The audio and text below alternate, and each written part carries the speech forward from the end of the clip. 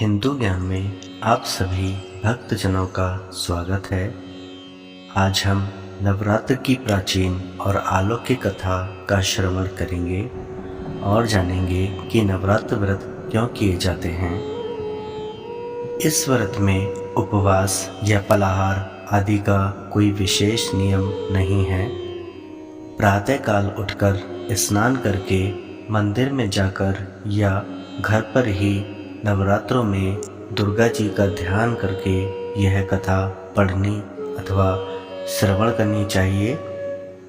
कन्याओं के लिए यह व्रत विशेष फलदायक है। श्री जगदम्बा की कृपा से सब विघ्न दूर होते हैं। कथा के अंत में बारंबार दुर्गा माता तेरी सदा ही जय हो का उच्चारण करें। प्राचीन समय की बात है, गुरु बृहस्पति के मन में लोक कल्याण हेतु विचार आया और वे ब्रह्मा जी के पास गए और कहा, हे ब्राह्मण, आप अत्यंत बुद्धिमान, सर्वशास्त्र और 4 वेदों को जानने वालों में श्रेष्ठ हो। हे प्रभु, कृपा कर मेरा वचन सुनो। चैत्र, अश्विक और आषाढ़ मास के शुक्ल पक्ष में नवरात्र का व्रत और उत्सव क्यों किया जाता है? हे भगवान, इस व्रत का क्या फल है? किस प्रकार करना उचित है? और पहले इस व्रत को किसने किया, सो विस्तार से कहो। बृहस्पति जी का ऐसा प्रश्न सुनकर ब्रह्मा जी कहने लगे, हे बृहस्पति, प्राणियों का हित करने की इच्छा से आपने बहुत ही अच्छा प्रश्न किया। जो मनुष्य मनोरथ पूर्ण करने वाली दुर्गा महादेवी, सूर्य और नारायण का ध्यान करते हैं, वे मनुष्य धन्य हैं। यह नवरात्र व्रत संपूर्ण कामनाओं को पूर्ण करने वाला है। इसके करने से पुत्र चाहने वालों को पुत्र, धन चाहने वालों को धन, विद्या चाहने वालों को विद्या और सुख चाहने वालों को सुख मिल सकता है।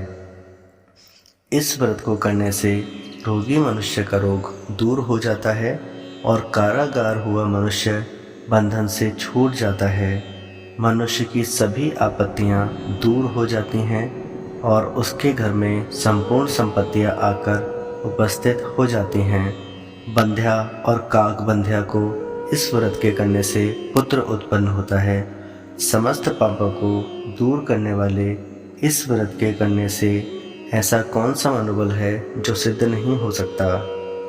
यदि व्रत करने वाला मनुष्य सारे दिन का उपवास न कर सके तो एक समय भोजन करे और उस दिन बांधवों सहित नवरात्र की व्रत कथा करे। हे बृहस्पति, जिसने पहले इस व्रत को किया उसका पवित्र इतिहास मैं तुम्हें सुनाता हूँ। तुम सावधान होकर सुनो। इस प्रकार ब्रह्मा जी का वचन सुनकर बृहस्पति जी बोले, हे ब्राह्मण, मनुष्य का कल्याण करने वाले इस व्रत के इतिहास को मेरे लिए कहो। मैं सावधान होकर सुन रहा हूँ। आपकी शरण में आए हुए मुझ पर कृपा करो। ब्रह्मा जी बोले, पीठत नाम के मनोहर नगर में एक अनाथ नाम का ब्राह्मण रहता था। वह भगवती दुर्गा का भक्त था। उसके संपूर्ण सद्गुणों से युक्त सुमति नाम की एक अत्यंत सुंदर पुत्री उत्पन्न हुई। वह कन्या सुमति अपने घर के बालकपन में अपनी सहेलियों के साथ क्रीड़ा करती हुई इस प्रकार से बढ़ने लगी जैसे शुक्ल पक्ष में चंद्रमा की कला बढ़ती है। उसके पिता दिन प्रतिदिन दुर्गा की पूजा और हवन किया करते थे। उस समय भी नियम से वहाँ उपस्थित होती थी। एक दिन वह सुमति अपनी सखियों के साथ खेलने गई और भगवती के पूजन में उपस्थित नहीं हुई। उसके पिता को पुत्री की ऐसी असावधानी देखकर क्रोध आया और पुत्री से कहने लगे कि हे दुष्ट पुत्री, आज प्रभात से तुमने भगवती का पूजन नहीं किया है।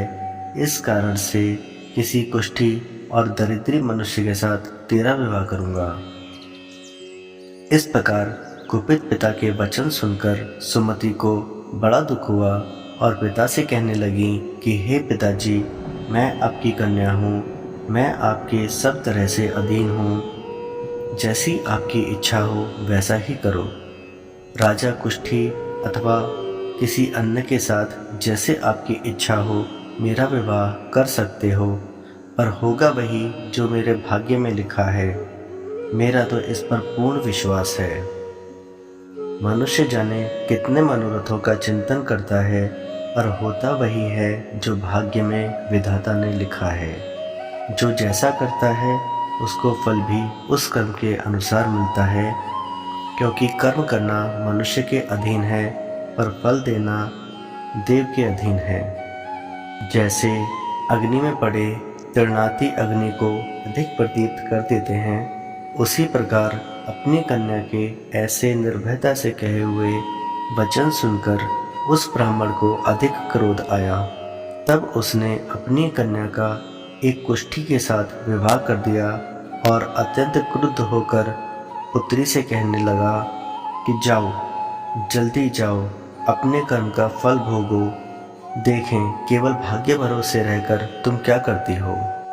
इस प्रकार से कहे हुए पिता के कटु वचनों को सुनकर सुमति मन में विचार करने लगी, मेरा बड़ा दुर्भाग्य है जिससे मुझे ऐसा पति मिला।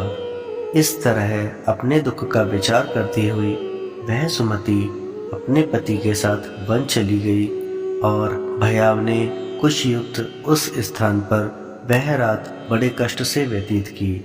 उस गरीब बालिका की ऐसी दशा देखकर भगवती पूर्व पुण्य के प्रभाव से प्रकट होकर सुमति से कहने लगी कि हे दीन ब्राह्मणी, मैं तुम पर प्रसन्न हूँ। तुम जो चाहो वरदान मांग सकती हो।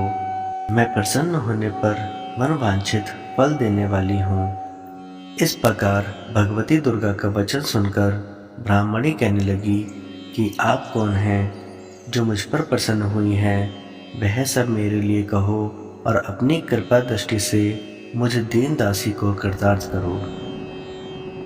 ऐसा ब्राह्मणी का वचन सुनकर देवी कहने लगी कि मैं आदिशक्ति हूँ और मैं ही ब्रह्म विद्या और सरस्वती हूँ। मैं प्रसन्न होने पर प्राणियों का दुख दूर कर उनको सुख प्रदान करती हूँ।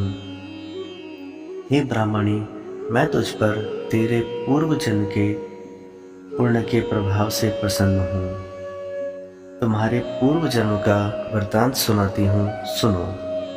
तुम पूर्व जन्म में निषाद की स्त्री थी और अति पतिव्रता थी। एक दिन तेरे पति निषाद ने चोरी की। चोरी करने के कारण तुम दोनों को सिपाहियों ने पकड़ लिया और ले जाकर कारागार में डाल दिया। उन लोगों ने तुझे और तेरे पति को भोजन भी नहीं दिया। इस प्रकार नवरात्रों के दिनों में तुमने ना तो कुछ खाया और ना ही जल पिया। इसलिए 9 दिन तक नवरात्र का व्रत हो गया है। हे ब्राह्मणी, उन दिनों में जो व्रत हुआ उस व्रत के प्रभाव से प्रसन्न होकर तुम्हें मनवांछित फल दे रही हूँ। जो तुम्हारी इच्छा हो वरदान मांग लो। इस प्रकार दुर्गा के कहे हुए वचन सुनकर ब्राह्मणी बोली कि यदि आप मुझ पर प्रसन्न हैं तो हे दुर्गे, आपको प्रणाम करती हूँ। कृपा कर मेरे पति के कुष्ठ रोग को दूर करो। देवी कहने लगी कि उन दिनों में जो तुमने व्रत किया था उस व्रत के एक दिन का पुण्य अपने पति का कुष्ठ दूर करने के लिए अर्पण करो। मेरे प्रभाव से तेरा पति कुष्ठ से रहित और सोने के समान शरीर वाला हो जाएगा। ब्रह्मा जी बोले। इस प्रकार देवी का वचन सुनकर वह ब्राह्मणी अति प्रसन्न हुई और पति को निरोग करने की इच्छा से ठीक है ऐसे बोली। तब उसके पति का शरीर भगवती दुर्गा की कृपा से कुष्ठहीन होकर अति कांति युक्त हो गया, जिसकी कांति के सामने चंद्रमा की कांति भी क्षीण हो जाती है। वह ब्राह्मणी पति के मनोहर देह देखकर देवी को अति पराक्रम वाली समझकर स्तुति करने लगी कि हे दुर्गे, आप दुर्गत को दूर करने वाली, तीनों जगत की संताप हरने वाली, समस्त दुखों को दूर करने वाली, रोगी मनुष्य को निरोग करने वाली, प्रसन्न होने पर मनवांछित वस्तु को देने वाली और दुष्ट मनुष्य का नाश करने वाली हो। तुम ही सारे जगत की माता और पिता हो। हे अम्बे, मुझ अपराध रहित अबला की मेरे पिता ने कुष्ठी के साथ विवाह कर मुझे घर से निकाल दिया। उसकी निकाली हुई पृथ्वी पर घूमने लगी। आपने ही मेरा इस आपत्ति रूपी समुद्र से उद्धार किया है। हे देवी, आपको प्रणाम करती हूँ, मुझ दीन की रक्षा कीजिए। ब्रह्मा जी बोले, हे बृहस्पति, इसी प्रकार उस सुमति ने मन से देवी की बहुत स्तुति की। उससे हुई स्तुति सुनकर देवी को बहुत संतोष हुआ और ब्राह्मणी से कहने लगी कि हे ब्राह्मणी, उदालय नाम का अति बुद्धिमान, धनवान, कीर्तिवान और जितेंद्रिय पुत्र शीघ्र होगा। ऐसे कहकर वह देवी उस ब्राह्मणी से फिर से कहने लगी कि हे ब्राह्मणी, और जो कुछ तेरी इच्छा हो वही मनवांछित वस्तु मांग सकती हो। ऐसा भगवती दुर्गा का वचन सुनकर सुमति बोली कि हे भगवती दुर्गे, यदि आप मेरे ऊपर प्रसन्न हैं तो कृपा कर मुझे नवरात्रि व्रत विधि बताइए। हे दयावंती, जिस विधि से नवरात्र व्रत करने से आप प्रसन्न होती हैं, उस विधि और उसके फल को मेरे लिए विस्तार से वर्णन कीजिए। इस प्रकार ब्राह्मणी के वचन सुनकर दुर्गा कहने लगी, हे ब्राह्मणी, मैं तुम्हारे लिए संपूर्ण पापों को दूर करने वाली नवरात्र की विधि को बताती हूँ, जिसको सुनने से समस्त पापों से छूटकर मोक्ष की प्राप्ति होती है। अश्विन मास के शुक्ल पक्ष की प्रतिपदा से लेकर 9 दिन तक विधि पूर्वक व्रत करें। यदि दिन भर का व्रत न कर सकें तो एक समय भोजन करें। पढ़े लिखे ब्राह्मणों से पूछकर कलश स्थापना करें और वाटिका बनाकर उसको प्रतिदिन जल से सींचें। महाकाली, महालक्ष्मी और महासरस्वती, इनकी मूर्तियां बनाकर उनकी नित्य विधि सहित पूजा करें और पुष्पों से विधि पूर्वक अध्ययन करें। बिजौरा के फूल से अर्घ्य देने से रूप की प्राप्ति होती है। जायफल से कीर्ति, दाग से कार्य की सिद्धि होती है। आंवले से सुख और केले से भूषण की प्राप्ति होती है। इस प्रकार फलों से अर्घ्य देकर यथाविधि हवन करें। खांड, घी, गेहूँ, शहद, जौ, तिल, बिल्व, नारियल, दाख और कदम, इनसे हवन करें। गेहूँ दान करने से लक्ष्मी की प्राप्ति होती है। खीर व चंपा के पुष्पों से धन और पत्तों से तेज और सुख की प्राप्ति होती है। आंवले से कीर्ति और केले से पुत्र होता है। कमल से राज सम्मान और दाखों से सुख संपत्ति की प्राप्ति होती है। खंड, घी, नारियल, जौ, तिल, इनसे तथा सभी फलों से हवन करने से मनवांछित वस्तु की प्राप्ति होती है। व्रत करने वाला मनुष्य इस विधान से हवन कर आचार्य को अत्यंत नम्रता से प्रणाम करें और व्रत की सिद्धि के लिए उन्हें दक्षिणा दें। इस महाव्रत से पहले बताई हुई विधि के अनुसार जो कोई व्रत करता है उसके सब मनोरथ सिद्ध हो जाते हैं। इसमें तनिक भी संशय नहीं है। इन 9 दिनों में जो कुछ दान आदि किया जाता है उसका अनेकों गुना मिलता है। इस नवरात्र के व्रत करने से ही अश्वमेध यज्ञ का फल मिलता है। हे ब्राह्मणी, इस संपूर्ण कामनाओं को पूर्ण करने वाले उत्तम व्रत को तीर्थ, मंदिर अथवा घर में ही विधि के अनुसार करें। ब्रह्मा जी बोले, हे बृहस्पति, इस प्रकार ब्राह्मणी को व्रत की विधि और फल बताकर देवी अंतर्ध्यान हो गई। जो मनुष्य या स्त्री इस व्रत को भक्ति पूर्वक करता है वह इस लोक में सुख पाकर अंत में दुर्लभ मोक्ष को प्राप्त होता है। हे बृहस्पति, यह दुर्लभ व्रत का महात्म्य मैंने तुम्हारे लिए बतलाया है। बृहस्पति जी कहने लगे, हे ब्राह्मण, आपने मुझ पर अति कृपा की जो अमृत के समान इस नवरात्र व्रत का महात्म्य मुझे सुनाया। हे प्रभु, आपके बिना और कौन इस महात्म्य को सुना सकता है। ऐसे बृहस्पति जी के वचन सुनकर ब्रह्मा जी बोले, हे बृहस्पति, तुमने सभी प्राणियों का हित करने वाले इस अलौकिक व्रत को पूछा है, इसलिए तुम धन्य हो।